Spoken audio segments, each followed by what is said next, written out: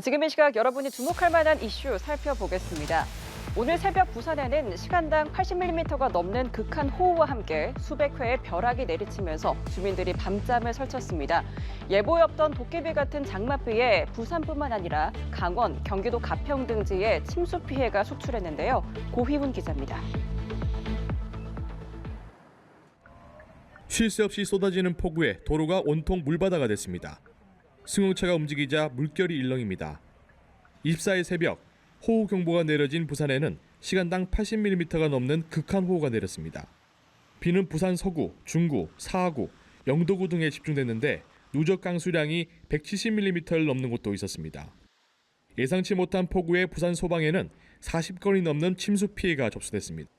사고 신평시장 인근에선 상습 침수를 막기 위해 하수 관로를 설치하던 곳에 물이 고여 인근 주민이 고립 신고를 하게 됐습니다. 여기가 이 지역에서 가장 낮은 지역입니다. 그래가지고 침수가 수시로 발생을 하던 지역이고, 그래가지고 저희가 이제 그걸 해소하는 공사를 하려고 지금 하는 도중에 지금 이런 상황이 발생한 것 같습니다. 예. 새벽 0시 반부터 4시 안가량 이어진 호우특보. 천둥번개도 쉴 새 없이 내리쳤습니다.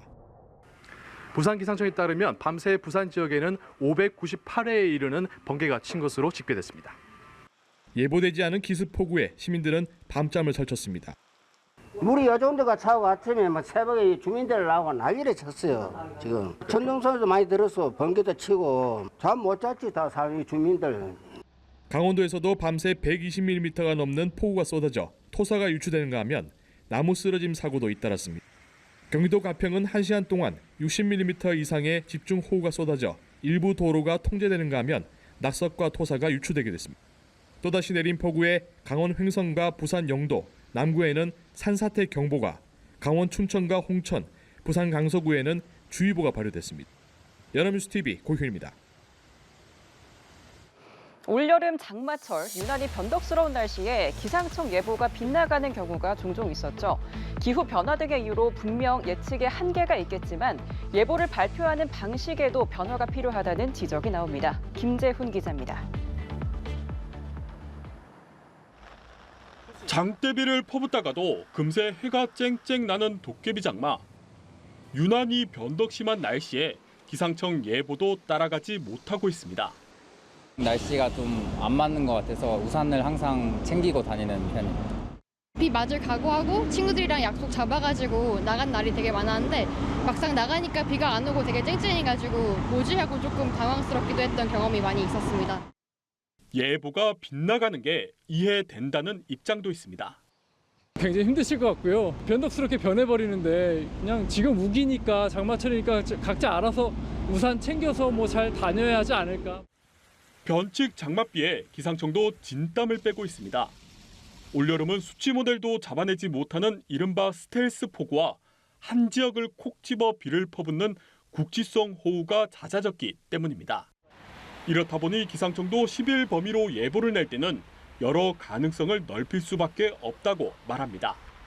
같은 지역에 비가 내리는 지역과 내리지 않는 지역이 있었기 때문에 중계보에 맞지 않았다고 판단될 수도 있지만 이 열흘 동안 비가 실제로 내린 지역도 있는 그러한 상태였기 때문에 체감하는 부분이 다소 다를 수 있는 상황이었습니다. 하지만 현대과학기술로 5일 이후부터는 날씨 예측 정확도가 급격히 하락합니다. 방제를 고려한 기상청 예보와 실제 국민이 느끼는 날씨와의 간극은 커질 수밖에 없는 구조입니다. 극한 호우가 일상이 되면서 예측의 중요성은 커지고 있지만 정작 예보 신뢰가 하락해 방제 기능은 약화할 수 있다는 우려도 나옵니다. 전문가들은 과학적 한계를 인지하면서도 확률이나 변동성 등을 강화해 기존의 예보 소통 방식의 변화가 필요하다고 지적했습니다. 연합뉴스TV 김재훈입니다. 마약 투약 혐의로 재판에 받아온 배우 유아인 씨에게 검찰이 징역 4년을 선고해달라고 재판부에 요청했습니다. 검찰은 마약을 상습적으로 투약한 데다 사회적 영향력을 이용해 죄를 덮기 급급했다고 주장했는데요.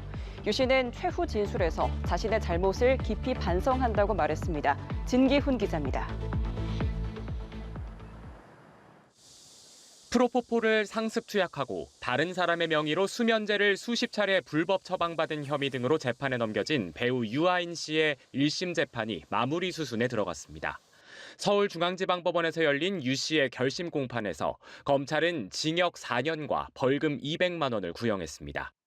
대마 흡입과 공범을 도피시킨 혐의 등으로 기소된 유 씨의 지인 최모 씨에게도 징역 4년을 선고해달라고 재판부에 요청했습니다.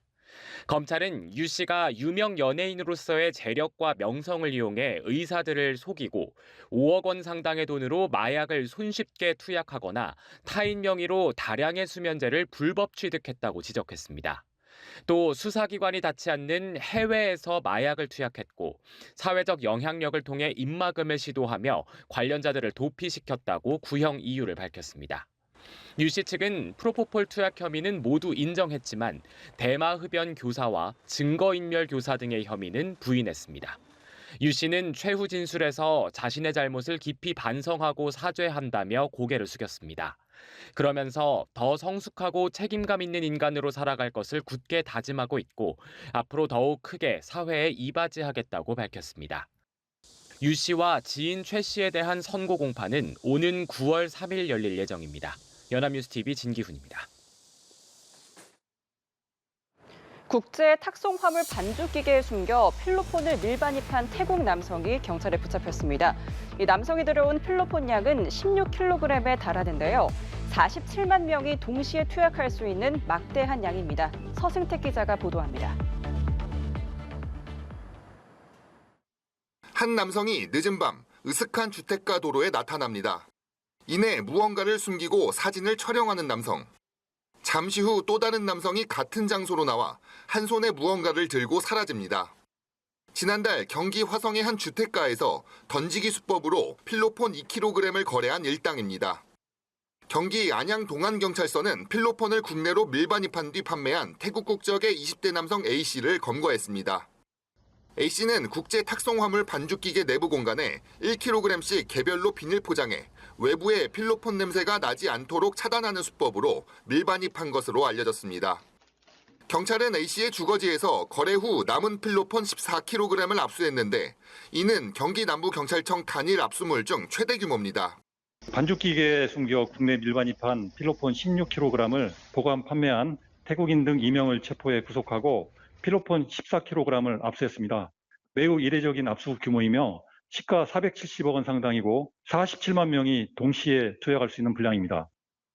A씨는 지난해 2월 충남 아산 지역에 취업하며 우리나라에 들어온 뒤 태국에 있는 총책으로부터 5천만 원을 받는 조건으로 필로폰을 밀반입했습니다.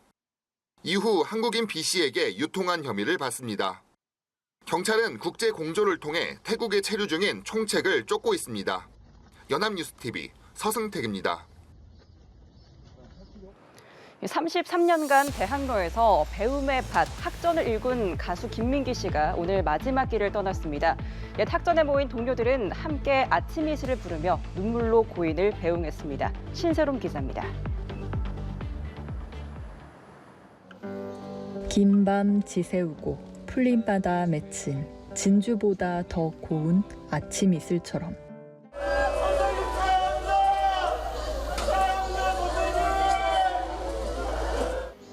옛 학전 앞에 모인 추모객들이 연신 눈물을 훔치며 노래합니다. 고 김민기가 30여 년을 지킨 예술인들의 못자리, 옛 소극장 학전을 마지막으로 둘러본 뒤 영면에 들었습니다. 본인에 대한 추모의 묵념이 있겠습니다. 일동 묵념.